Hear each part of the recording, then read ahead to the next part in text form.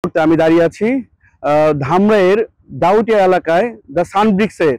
এই সানব্রিক্সে আমরা এসে জানতে পেরেছি এইখানে পরিবেশ অধিদপ্তরের কোনো কাগজপত্র নেই এবং পরিবেশ অধিদপ্তরের কাগজপত্র ছাড়া এই ইটভাটাটি পরিচালনা করা হচ্ছে। এই ইটভাটাতে এসে আমরা দেখতে পারলাম 3 ফসলির যে মাটিগুলো কেটে এনে এখানে ইট প্রস্তুত করা হচ্ছে, সেই ইট দিয়েই বাজারজাত করা হচ্ছে। আবার এখানে আপনার দর্শক দেখতে পাচ্ছেন যে ইটভাটা এবং পরিবেশ অধিদপ্তরের নিয়ম অনুসারে একটি ইটের চিমনি 60 ফিট থাকলেও সেই এই ইটভাটাটি সম্পূর্ণ তার বিপরীত দিকে যে ইটভাটা দেখতে পাচ্ছেন এই ইটভাটাটি তার 60 ফিট নেই, এটা আনুমানিক 40 ফিটের মতো এই ইটভাটাটির চিমনি রাখা হয়েছে। প্রশাসনকে একরকম বৃদ্ধাঙ্গুলি দেখিয়ে এই ইটভাটাটি পরিচালনা করা হচ্ছে।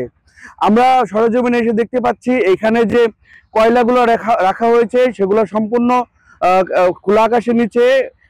আসলে দর্শক, আকাশে আপনার বাতাসে কার্বন ডাই অক্সাইড ছড়িয়ে মানুষের শ্বাসকষ্টজনিত রোগ ছড়াচ্ছে এবং এই চিমনি থেকে প্রতিনিয়ত কালো ধোঁয়ার কারণে মানুষের এবং আশেপাশের গাছ এবং ফসলি জমি নষ্ট হচ্ছে। 3 ফসলি জমি নষ্ট হচ্ছে।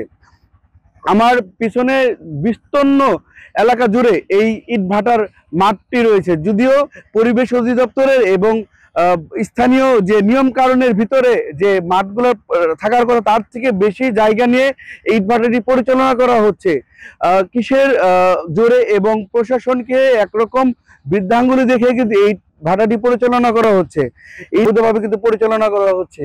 আকাশে প্রতিনিয়ত এখানে দেখতে পাচ্ছেন যে কালো ধোঁয়ার মাধ্যমে আকাশটি ছড়িয়ে যাচ্ছে। এই কালো ধোঁয়া আশেপাশে আমরা পরিদর্শন করে দেখতে পেরেছি এখানে শিশু শ্রম চলছে নির্দ্বিধায়। শিশু শ্রম আইনে এই যে পরিচালনা করছে এটা আসলে বন্ধ করা দরকার। এবং স্থানীয়দের সাথে কথা বলে আমরা জানতে পেরেছি যে এখানে ইটভাটাটি পরিচালনার কারণে তাদের প্রতিনিয়ত সমস্যার সম্মুখীন হচ্ছে। আমরা অপোজিট সাইডে যে রাস্তাটা, এই রাস্তা সংলগ্নই কিন্তু ইটভাটা।